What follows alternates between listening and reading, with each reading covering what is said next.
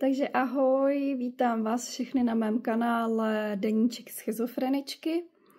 Mé jméno je Jana Slámová a jsem paranoidní schizofreničkou.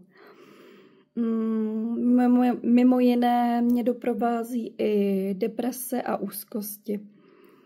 Proč jsem se vlastně rozhodla natočit nebo založit tenhle kanál?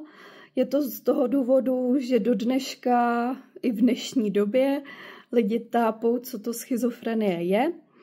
A tak bych chtěla objasnit téma schizofrenie, natočit vám i třeba vlogy z toho mýho života, jak i nemocný člověk dokáže žít pestrej a plnohodnotný život.